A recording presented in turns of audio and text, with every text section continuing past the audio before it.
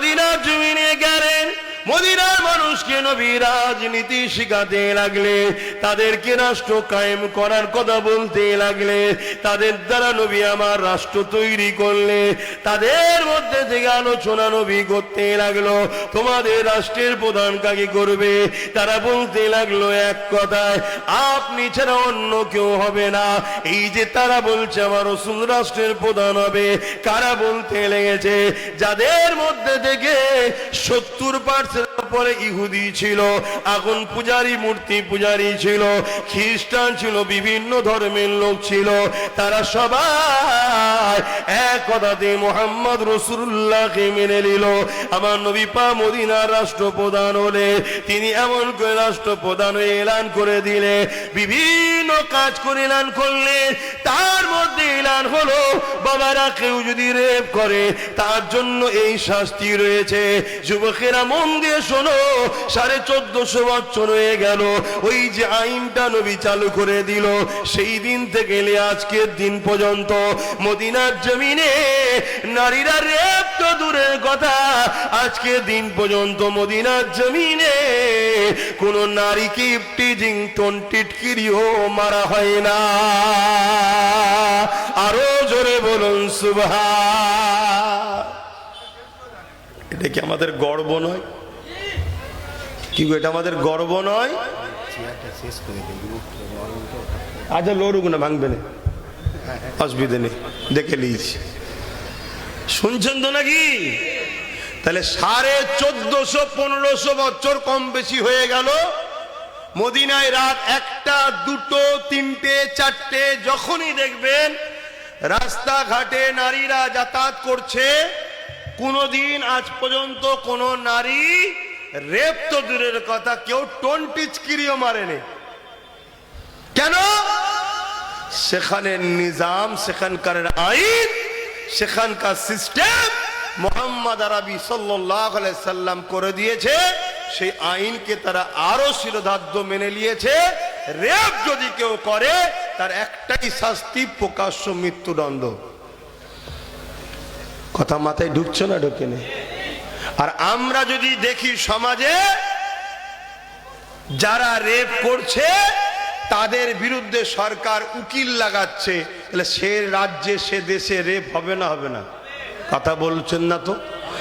এইটা সমাজকে একটু জানানো দরকার আছে না? নাই? বাপেরা আগে চলে আসেন আমার নবী পাক সাল্লাল্লাহু আলাইহি ওয়াসাল্লাম। হে যুবকেরা, তোমাকে আমাকে শিরক থেকে মুক্ত থাকার কথা বলেছে, তোমাকে আমাকে শিরকের বিষয়ে নবী আমার সজাগ করেছে। বাবারা, শিরক হলো সব থেকে গুনাহ আযীম, সব থেকে বড় গুনাহ শিরক। ওই শিরক থেকে তুমি দূরে রাখো। তুমি তোমার স্রষ্টার সঙ্গে কাউকে শরীক করো না বাবা। তুমি তোমার স্রষ্টার নাম ছাড়া অন্য কারো নামে কোনো জিনিস যদি উৎসর্গ করো, ওইটাকে তুমি খেও না বাবা। ওটাকে খেলে তোমার ঈমান চলে যাবে। এ নওজওয়ানেরা, তরুণেরা, এ নবী পাকের প্রেমিকেরা, আমাদেরকে বিভিন্ন দিক দিয়ে বেঈমান বানাতে চাইছে, আমাদেরকে বিভিন্ন দিক দিয়ে আল্লাহ ও রাসূলের দিয়ে সরাবার চেষ্টা চলছে।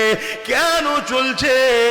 এই পৃথিবীতে যুগে যুগে ক্ষমতাশালীরা মানুষের খোদা হওয়ার স্বপ্ন দেখেছে, কিন্তু যুগে যুগে যুগে ওই ক্ষমতাশালীদের নাম নিশানাকে আল্লাহ পাক মিটিয়েছে গুটি কত মুসলমানদের ওসিলায়।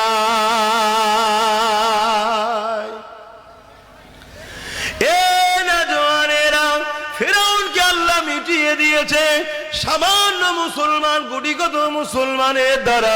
এ যুবকেরা, নমরুদকে আল্লাহ মিটিয়েছে গুটি কত মুসলমানের দ্বারা।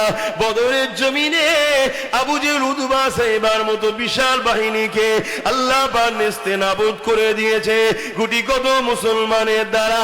মাত্র 313 জন ছিল, এদের হাতে কারো অস্ত্র ছিল না, অথচ আবু জেহেলের সংখ্যা 1000 ছিল, তাদের হাতে অস্ত্র ছিল। তারা উট ঘোড়া ঘোড়ার পিঠে চেপে এসেছিল। আর এই গুটি কত মুসলমান 313 জন জিনারা ছিলেন, ইনাদের হাতে খাজুরের ডাল ছিল। ইতিহাস আপনারা সবাই জানেন। এ যুবকেরা, তরুণেরা, বাপেরা, ওই লড়াইয়ের ময়দানে কাতার ঠিক হতে লেগেছে। ওই কাতারের মধ্যে দুটো ছোট ছোট বাচ্চা দাঁড়িয়ে রয়েছে। আল্লাহ নবী ওই দুটো বাচ্চার কাছে আগিয়ে গেল। যাবার পরে দেখতে লেগেছে ওই বাচ্চা দুটো পায়ের মোড়াগুলোর ওপরে ডিঙি মেরে মাথাটাকে একটু তুলতে লেগেছে। কেন রাসূলুল্লাহ বলেছে বাচ্চাদের, বুড়োদের আর নারীদের লড়াইয়ের ময়দানে যেতে নেই এবং এদের ওপরে জুলুম, এদের ওপরে হামলাও করতে না। এই যুবকেরা, তরুণেরা, এই দুটো বাচ্চা মনে করতে লেগেছে আমরা ছোট ছোট বাচ্চা, আল্লাহ নবী আমাদেরকে নাও নিয়ে যেতে পারে। এই জন্য পায়ের বোড়াগুলোর উপরে ভর দিয়ে, পায়ের উংলিগুলোর উপরে ভর দিয়ে ডিঙি মেরে ঠেলে মাথাকে হাইট করতে চাইছে, যাতে রাসূলুল্লাহ মনে করে এগুলো বড় আমাদেরকে চান্স দিয়ে দেয়। একবার ভেবে দেখো যুবকেরা, তুমি আমি কি করতে লেগেছি। আর সেদিনের মক্কা মদিনার ছোট ছোট বাচ্চাগুলো তারা কি করেছে, একবার তোমাকে আমাকে ভাবতে হবে। তুমি আমি লাঠি ধরেছি ইসলাম বিদ্বেষীদের জন্য, তুমি আমি মারপিট করছি ইসলাম বিদ্বেষীদের জন্য, তুমি আমি নিজের কওমের ঘর ভাঙছি ইসলাম বিদ্বেষীদের জন্য, তুমি আমি মুসলমানকে মিথ্যা কেস দিচ্ছি ইসলামের দুশমনের জন্য, তুমি আমি জনসমাজের মধ্যে মস্তানি করছি। সামান্য ভিক্ষা দেবে জালিম ইসলামের দুশমনেরা, তাদের জন্য আজকে করতে লেগেছি। মনে রেখে দিও, তোমার দ্বারা প্রথম আমাকে মিটানো হবে, তারপরে যখন আমি মিটে যাব তোমার পালা আসবে, সেও কিন্তু তোমাকে মিটিয়ে দেবে। শুনছেন তো? মীর জাফর নাম শুনেছেন তো?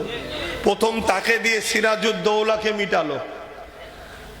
কেন সিরাজউদ্দৌলা পর্যন্ত পৌঁছানো সম্ভব হচ্ছিল না ব্রিটিশদের, তাই মীর জাফরকে দিয়ে সিরাজউদ্দৌলাকে প্রথম মিটিয়ে দিল। সিরাজউদ্দৌলা যখন শেষ, ক্ষমতায় চলে এলো ব্রিটিশ। মীর জাফরকে ডেকে বলছে, হারা, তুই যদি তোর জাত ভাইকে মারতে পারিস তা আমাদেরকে কি ছেড়ে দিবি সুযোগ পেলে?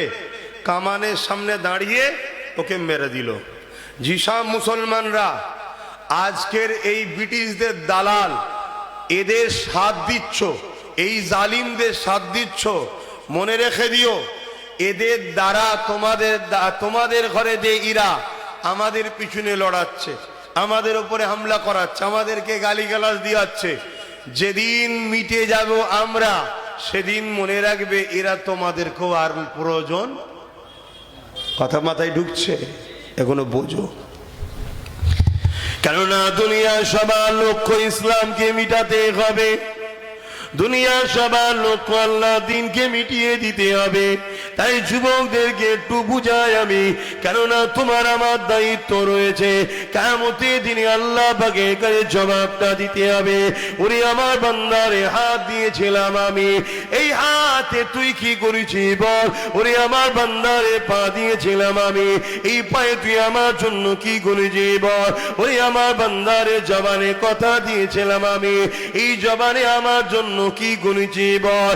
আজ মুসলমানের ঘরে ছেলেরা এই হাত দিয়ে মসজিদ তৈরি করা তো দূরের কথা, এই হাত দিয়ে মাদ্রাসাকে বাঁচানো তো দূরের কথা, যারা মসজিদ মাদ্রাসাকে মিটিয়ে দিচ্ছে মুসলমানের ঘরে ছেলেরা তাদের ঝান্ডা ধরে ঘুরে বেড়াচ্ছে, তাদেরকে শক্তিশালী করার জন্য তাদের হয়ে মারপিট করতে লেগেছে।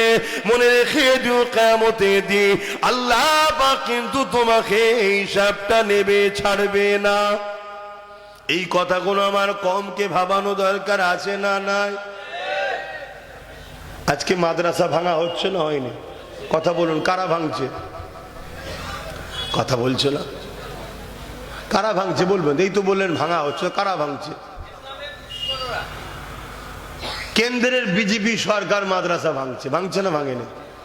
কথা বলছে না তো?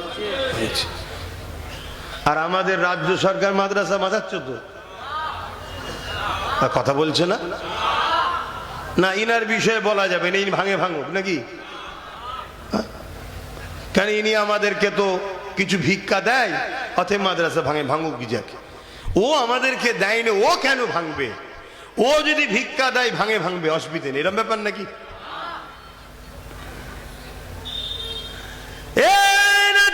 তরুণেরা, যারা আমার মাদ্রাসা দুশ্মন তারা আমাদের দুশ্মন, যারা আমার মসজিদের দুশ্মন তারা আমার দুশ্মন। এই আকীদা আমাদেরকে তৈরি করতে হবে। দুনিয়াদারি চলতে গিয়ে একে অপরকে সাথ দিচ্ছি দেবে, আলাদা বিষয়। ততক্ষণ পর্যন্ত বন্ধুত্ব থাকবে, ততক্ষণ পর্যন্ত সম্পর্ক থাকবে, যতক্ষণ পর্যন্ত তুমি আমার দ্বীনের বিরোধী না করবে। তুমি মানবে না মানবে এটা তোমার ব্যাপার, তুমি বুঝে নেবে। কিন্তু তুমি আমার দ্বীনের বিরোধী করছো কেন? তুমি যদি নাও মানো, মানুষ হিসাবে তোমার সঙ্গে আমি মিশবো, কিন্তু আমার দ্বীনের বিরোধী যদি করো তাহলে তোমার সঙ্গে আমার মিশা সম্ভব না। কেননা রাসূলুল্লাহ জানিয়ে দিয়েছে, অন্যায় দেখলে হাত দিয়ে রোখো, হাতে যদি রুখতে না পারো মুখ দিয়ে প্রতিবাদ করো, মুখ দিয়ে যদি প্রতিবাদ করতে না পারো অন্তর থেকে ঘৃণা করে দাও। এ যুবকেরা, তরুণেরা, বাপেরা, তাহলে আজকে কেউ মাদ্রাসা ভাঙবে, কেউ মসজিদ ভাঙবে, কেউ মাদ্রাসা শিক্ষা বন্ধ করে দিয়ে ইসলামের শিক্ষা কেন্দ্র, ইসলামের ভান্ডার যেখানে, সেই কেন্দ্রগুলোকে যারা মিটাতে চাইবে এদেরকে হাত দিয়ে রুখা দরকার আছে না? না। আল্লাহ নবী বললেন হাত দিয়ে রুখতে, যদি হাত দিয়ে রুখতে না পারো মুখ দিয়ে প্রতিবাদের দরকার আছে না? না। যদি মুখেও প্রতিবাদ করতে না পারো আল্লাহ নবী বললেন অন্তর থেকে ঘৃণা করে দূরে সরে যাও। যদি ঘৃণা করে দূরে সরে যাবার কথা নবী আমার যখন বললেন, আল্লাহ নবী বললেন এই ঈমানটা হলো বড় দুর্বল। কোন ঈমানটা দুর্বল? অন্তর থেকে ঘৃণা করে সরে যাওয়া। কিন্তু ঈমান আছে, কিন্তু দুর্বল ঈমান। তাহলে এ ক্যাটাগরির ঈমান কি? মসজিদ মাদ্রাসা কেউ ভাঙছে, হাত দিয়ে রোখো। এই শুনছেন? যদি হাতে রুখতে না পারো মুখ দিয়ে প্রতিবাদ করো, যদি মুখ দিয়ে প্রতিবাদ করতে না পারো অন্তর থেকে ঘৃণা করো। যদি ঘৃণা করো তারও ঈমান আছে, কিন্তু হাত দিয়ে যে রুখছে তার মতো নয়, মুখ দিয়ে যে প্রতিবাদ করছে তার মতো নয়, কিন্তু ঈমান আছে। কিন্তু কেউ যদি হাত দিয়ে প্রতিবাদ না করে, মুখ দিয়ে প্রতিবাদ না করে, অন্তর থেকে ঘৃণা না করে মসজিদ মাদ্রাসা দুশ্মনকে সাপোর্ট করে, তার কি ঈমান আছে? এই কথাটা আব্বাস সিদ্দিকীর বলাতে অনেকের কষ্ট হচ্ছে। কার? মুসলমানের। তাহলে এ মুসলমানটা মোমেন না মুনাফিক? এই যে হাতের তালুতে ঈমান রাখা, আগুন রাখার থেকে কষ্ট।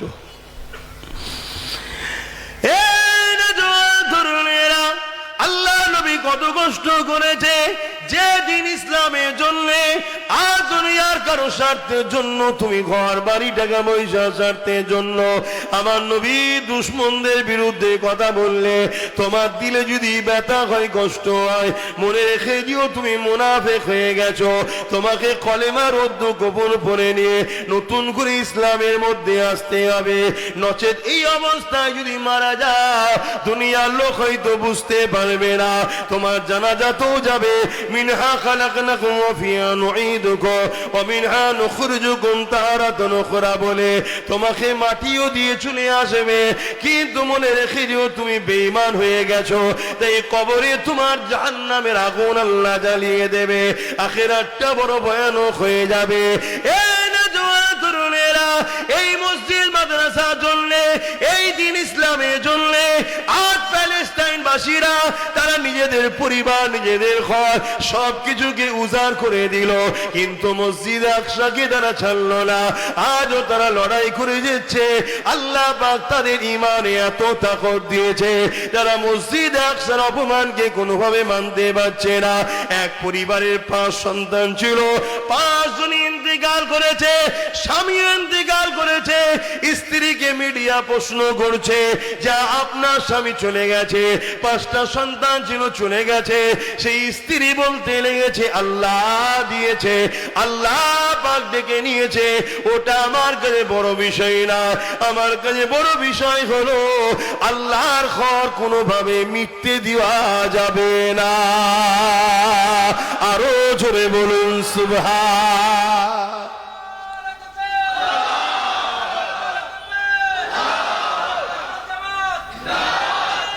আল্লাহ। আর আজ আমাদের মুসলিম সমাজের কিছু লোক আছে, আমাদের ঈমান কোথায়, যে না সবই ঠিক আছে, মাদ্রাসা ভাঙছে ভাঙুক গে যাক, আমাকে 50,000 1 লাখ দিলেই হবে, এরকম আছে না নাই? তারা আমার কথা ভালো নজরে নেবে? মাদ্রাসা ভাঙছে ভাঙে যাক, আমাকে একটা গাড়িতে দিলেই হয়ে যাবে, কি একটু বাড়ি করে দিলে, কি কোনো জায়গায় জায়গাতে দিলে, কি একটু আলো লেগে দিলে গাড়ির উপরে, ব্যাস আমি খুশি। মাদ্রাসা যাচ্ছে যাক না। তা বলুন আপনারাও কি তাদের দলে?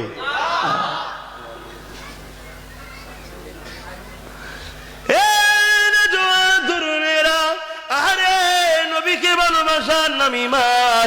নবীর মহব্বত যদি তোমার আমার অন্তরে থাকে, মনে রেখে দিও আমার নবী পাকের জুতা মোবারক নিয়ে কেউ যদি তুচ্ছ তাচ্ছিল্য করে, সে সঙ্গে সঙ্গে কাফের হয়ে যাবে।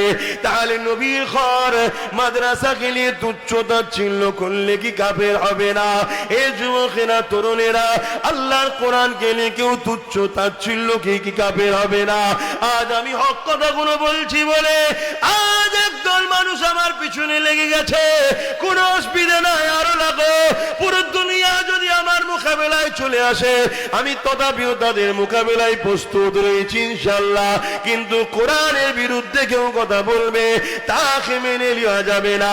আজকে এই মাদ্রাসায় কোরআন শিক্ষা দেওয়া হয়, এই কোরআনের কত না সম্মান, কত না মর্যাদা। কিয়ামতের দিনে আল্লাহ পাক এই কোরআনকে সুন্দর করে সাজাবে। এই কোরআন আল্লাহ পাকের আরশে আজিমের নিচে এমন করে কুদরতি ভাবে ঘুরতে থাকবে। আল্লাহ পাকের ক্ষমতা আছে না নাই? এ যুবকেরা, ওই লাউহে মাহফুজে যে রক্ষিত রয়েছে, যে কোরআন ধারাবাহিক ভাবে রোজার মাসে আমার রাসূলুল্লাহর উপরে নাজিল আল্লাহ করেছে, ওই কোরআনকে আল্লাহ সুন্দর করে সাজিয়ে দেবে। আল্লাহ আরশে আজিমের নিচে খোরাখুরি করতে থাকবে।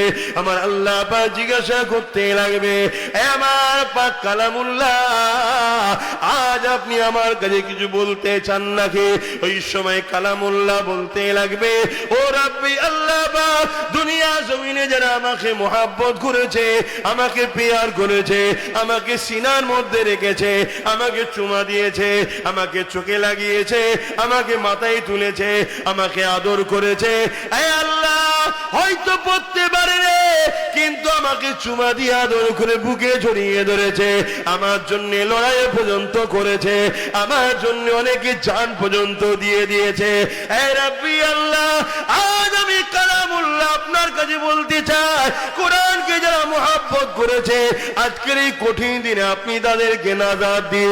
আল্লাহ নবী নূরের জবানে বলে দিলে, কিয়ামতের দিনে যাদের সিনাতে কোরআন রয়েছে, যারা হাফেজে হাক্কানি হয়েছে, যারা কোরআনকে পেয়ার করেছে, কোরআনকে মুহাব্বত করেছে, কোরআনের কথা বলেছে, কোরআনের পক্ষে দাঁড়িয়েছে, এমন ব্যক্তি যে কোরআন পড়তে পারে না কিন্তু খুলেছে, খুলে আগুল বুলিয়ে বুলিয়ে আল্লাহ পাকের কথা যাদের চুমা দিয়েছে, এই রকম ব্যক্তি কিয়ামতের দিনে ওই কোরআনের শাফাতের ওসিলায় আল্লাহ পাকের জান্নাতে চলে যাবে।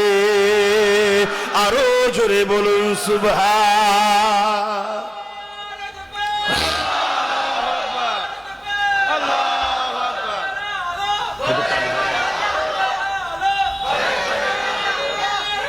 আল্লাহ। তাহলে বলুন, আপনার কোরআনের পক্ষে না বিপক্ষে? আপনারা কারা কোরআনের পক্ষে একটু হাত তুলে সাক্ষী দেন। কোরআনের পক্ষে আপনারা? আলহামদুলিল্লাহ। তাহলে কোরআনের পক্ষে যখন আপনারা বলছেন, তাহলে কেউ যদি বলে কোরআন মিটে যাবে, আমার উন্নয়ন মিটবে না, এই কথাটা সে ঠিক বলেছে না ভুল বলেছে? তার ক্ষমা চাওয়া দরকার আছে না নাই? যদি ক্ষমা না চায়, তাহলে তার সাথ কি কোন কোরআনের পক্ষের লোক দিতে পারবে? আমার কথা আপনারা বুঝতে পারছেন? যদি ক্ষমা চেয়ে আলাদা কথা, ভুল হতে পারে মানুষের, মানুষের বলতে গিয়ে ভুল হয়ে যেতে পারে, তার ক্ষমা চাওয়া দরকার আছে না নাই? যদি ক্ষমা না চায়, এরপরও কোন মুসলমান যারা কোরআনের পক্ষে দাবি করছে তারা কি তার সাথ দিতে পারবে? যদি সাথ দেয়, কোরআনের পক্ষে থাকা দাবিটা আর সত্য বলে মেনে নেওয়া যাবে না। এই কথাই কারা একমত? ও যদি ক্ষমা না চায়, ওর সাথ আমরা দেবো না। কে কে সাথ দিতে আমার সঙ্গে একমত? হাত তুলে দেখান, হাত লম্বা করে ধরেন। আল্লাহ দেখছে কিন্তু, ধোকা দিচ্ছেন না তো? এই মজলিসে বসে ধোকা দিচ্ছেন না তো? হাত নামান। আপনারা যদি সত্যি কোরআনকে ভালোবাসেন তাহলে সংগঠিত হন, ওর ঘাড়কে ক্ষমা চাইতে হবে।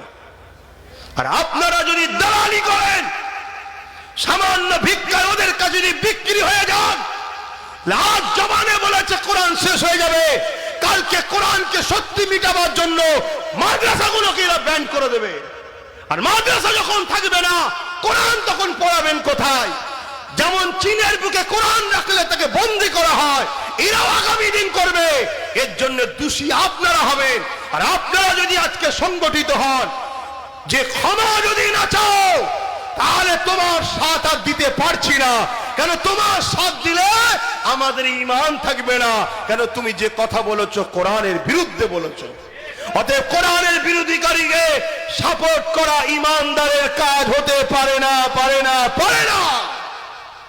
এই কথাগুলো বলে দেওয়া দরকার আছে না? না, বলে দিলে যারা মুসলিম শরীয়তে মুনাফিক আছে তাদের সমস্যা হচ্ছে। হুজুর কি আর পাসনি? আব্বাসকেই করতে হবে দাও। হুজুর কি আর নেই? এলে ফেতনা হবে। আর পুলিশকে যে বলছে এলে দাঙ্গা হবে। আচ্ছা, এখানে দাঙ্গার কি কথা হচ্ছে? দাঙ্গা তো নেতারা লাগায় নিজেদের রাজনীতির রুটি শক্ত করবে বলে। দাঙ্গা কোনো সাধারণ মানুষ করে না। কেউ ফেতনা চাই না, সে মুসলিম হোক আর হিন্দু হোক, সবাই সুখে শান্তিতেই থাকতে চায়, মানুষে মানুষে মিলেমিশে থাকতে চায়। কিন্তু নেতারাই কলকাঠি লাগিয়ে দেয়। কেন? দাঙ্গা না হলে তাদের ঠিক রুটি শাঁকা হবে না, গরম না হলে হয় না। তাহলে বলুন, আব্বাস সিদ্দিকীর অজে অসুবিধে হচ্ছে?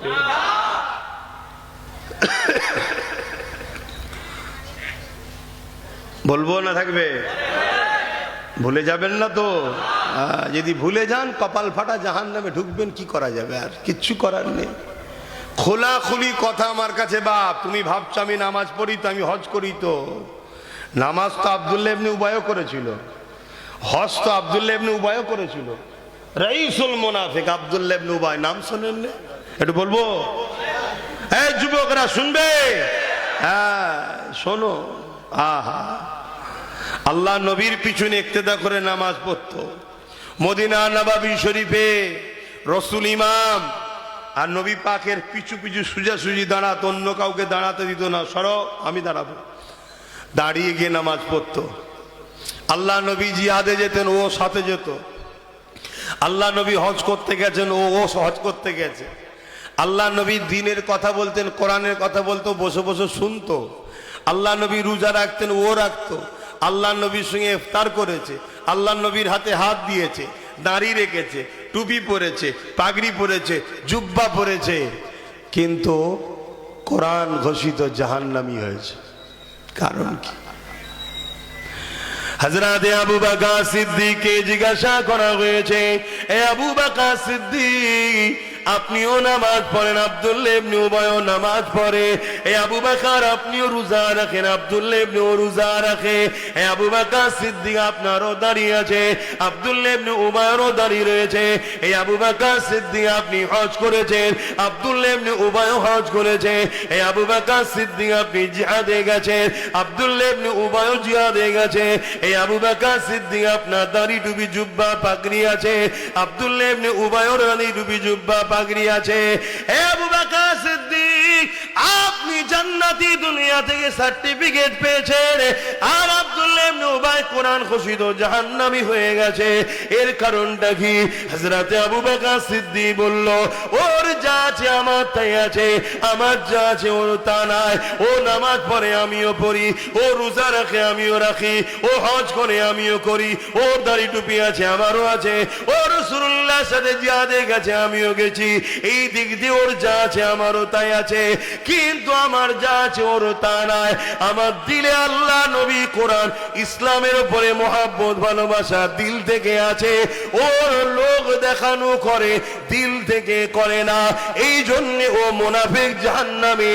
আর আমার ইমানের জন্য আল্লাহ আমাকে জান্নাতে সার্টিফিকেট দিয়েছে। প্রতি বছরে অমুসলিম থেকে অনেক মানুষ ইসলাম কবুল করছে, খবর আছে তো নাকি? তাহলে মুসলমান কি অমুসলিম হয় না? তারা যাচ্ছে কোথায়?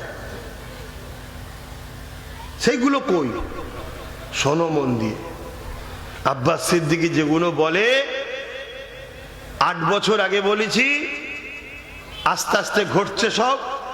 আজ বলছি আগামীতে ঘটবে, কিন্তু সজাগ যদি না হও আফসোস করতে হবে, কিছু করার থাকবে না। যেমন 8 বছর আগে বলেছিলাম ওয়াকফ চলে যাচ্ছে, বাঁচাও।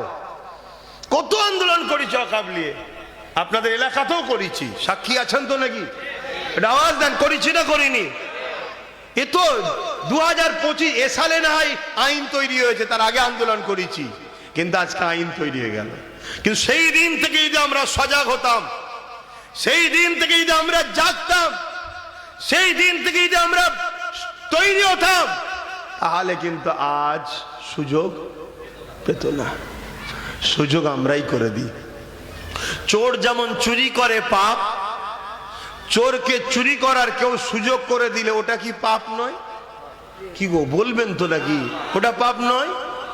আপনার পাড়াতে একজন এসে একজনের বাড়িতে চুরি করেছে, আর গ্রামের আরেকজন মই দিয়েছিল দিয়াল টপকাবার জন্যে।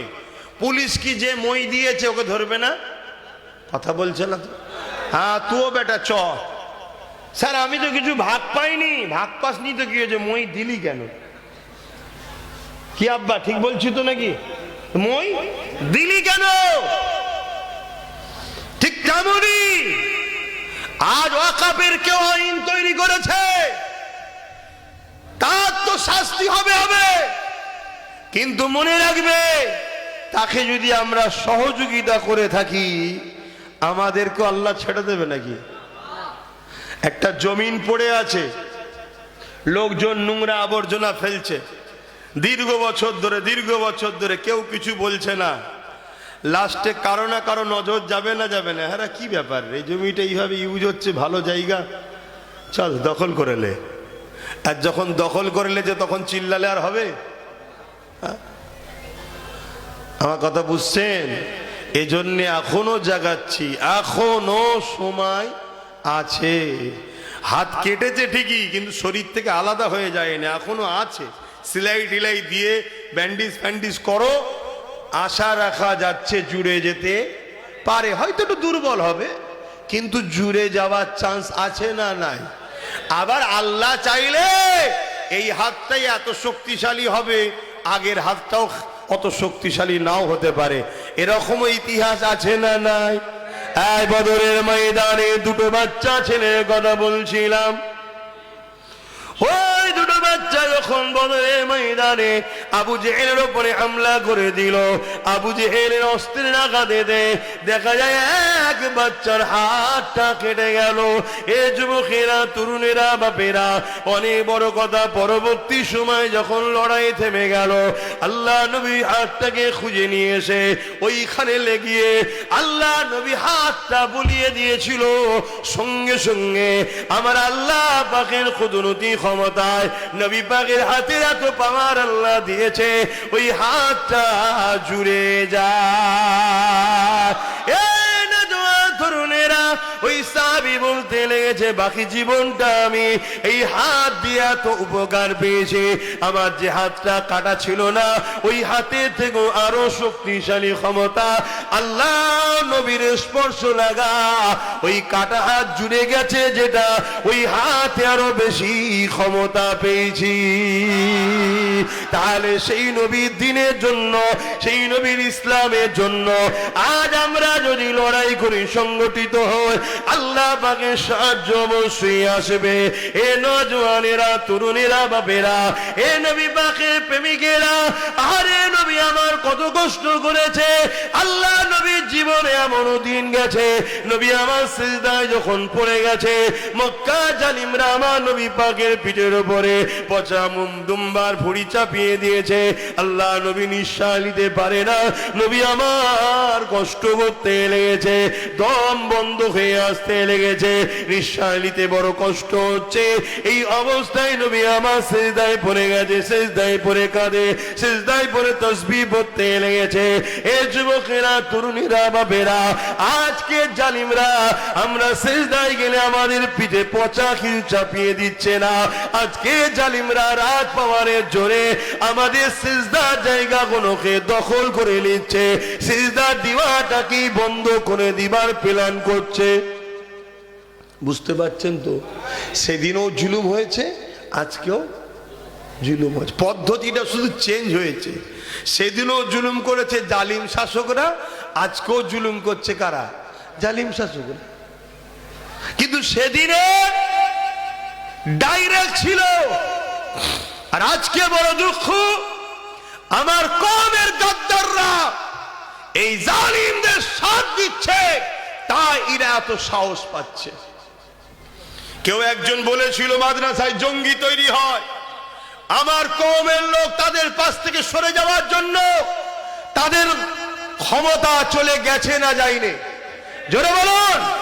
তাহলে আমার কওম যতক্ষণ সাথ দেয় এরা ততক্ষণ কামিয়াবি হয়, কিন্তু আজ এরা আমার কওমের সাথ নিয়ে আমারই দিনের উপরে হামলা করে, এরা বারবার আমার মসজিদ মাদ্রাসাকে টার্গেট করে। এটা আমাদেরকে ভুলে গেলে চলবে না। বড় দুঃখ, এই কথা কোন সমাজকে জানানো, সজাগ করা, প্রত্যেকটা মসজিদ থেকে, প্রত্যেকটা জলসা থেকে, প্রত্যেকটা খানকা দরবার থেকে সবার উচিত। সবাই যখন বলবে তবে তো সমাজ জাতি জাগবে। দুজন বলবে আর 50 জন স্টেজে জালিমদের সঙ্গে বসে মাল পানি নেবে, তাহলে এ সমাজের মুসলমান দ্বিধাদ্বন্দ্বের মধ্যে পড়বে না? পড়বে না। কিন্তু সমাজকে জানা দরকার, যুগে যুগে এভাবে জালিমরা অর্থ দিয়ে একদল উলামাদেরকে খরিদ করেছে না করেনি? এ কথা বলেন। এই ভারতবর্ষে একটা রাজা ছিল, নাম তার আকবর। নামটা কি? আকবর। নামটা শুনে মনে হবে কলজে ঠান্ডা হয়ে যাবে, কিন্তু এত বড় শয়তান ছিল, আলেমদের ঘরে অর্থ দিয়ে কিনে দ্বীনে ইলাহি কোরআনের বিরুদ্ধে একটা কিতাব পর্যন্ত লিখেছিল। শুনছেন? তাহলে আকবরকে সাপোর্ট করা যাবে?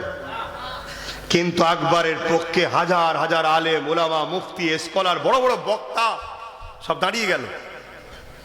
দাঁড়িয়ে গিয়ে বলছে আমাদের সম্রাট মুগলে আজম, তার উপরে আসমান থেকে ওহী এসছে। বলুন নাউজুবিল্লাহ।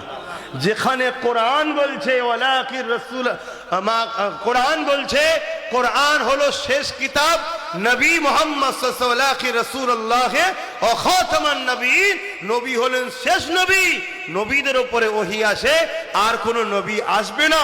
সেখানে আকবর একদিকে নবী দাবি করলো, আর একদিকে তার উপরে আবার কিতাব এসেছে কোরআনকে বিরুদ্ধ করার জন্য।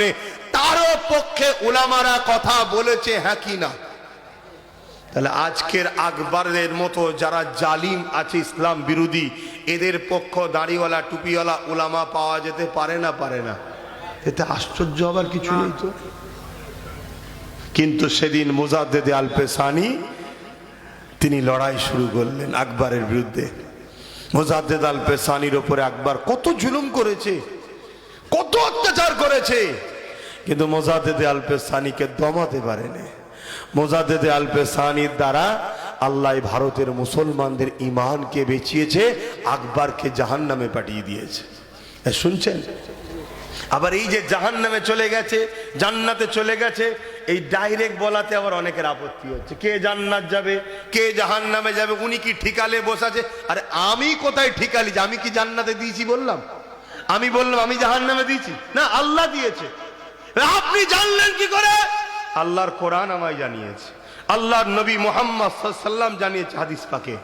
কথা বুঝে আসছে না? নয়, নবী একটা সোজা ডাক টানলেন, এই ডাকটা হলো সিরাতুল মুস্তাকিম। তার দুদিকে অনেক ডাক টানলেন, এই রাস্তা ছাড়া বাকি যত দিক আছে যারাই যাবে জাহান্নামে। নবীর এই কথা সত্য না মিথ্যা?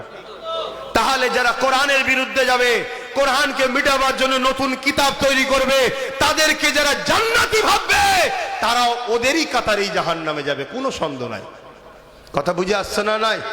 আজকে হঠাৎ করে দেখা যাচ্ছে এজিদকে বাঁচাবার জন্য একদল মোল্লা মুলি সাহেব বেরিয়েছে। এই শুনছেন? এজিদ রহমাতুল্লাহ। আরে তোমরা বাংলার মানুষ অনেক শান্তিতে আছো দাদা হুজুরের ওসিলায়। কারণ রিসেন্ট মুজাদ্দেদ তোমাদের বাংলার লোক, তিনি এখনো তোমাদেরকে যে শিক্ষা দিয়ে আছে, তোমরা এত ফিতনার খবর জানো না। কিন্তু আগে থেকে বলার কারণ কি? এই অসুবিধা হচ্ছে ভাই। আগে থেকে বলার কারণ কি? আগে থেকে বলার কারণ একটা, সেই একটা রোগ বেরিয়েছিল না, মুরগিদের হতো বাট ফুলো নাকি, ও পারে হয়েছে, এই পারে ভালো মুরগিকে ইঞ্জেকশন দিচ্ছে। কেন না? ভাইরাস ঢুকে যায়। তা আগে থেকে আমি ঢুকিয়ে দিচ্ছি অ্যান্টিভাইরাস, যাতে ভাইরাস না টাচ করতে পারে। উদ্দেশ্য একটাই, আমার নবীর উম্মত যদি গুনাহ করেও মরে, বেঈমান না হয়ে মরে। আমার নবীর উম্মত যদি নামাজ কাজা করে ফেলে, তওবা করুক, কিন্তু বেঈমান না হয়ে মরে। আমার নবীর উম্মত যদি রোজাও কাজা করে ফেলে,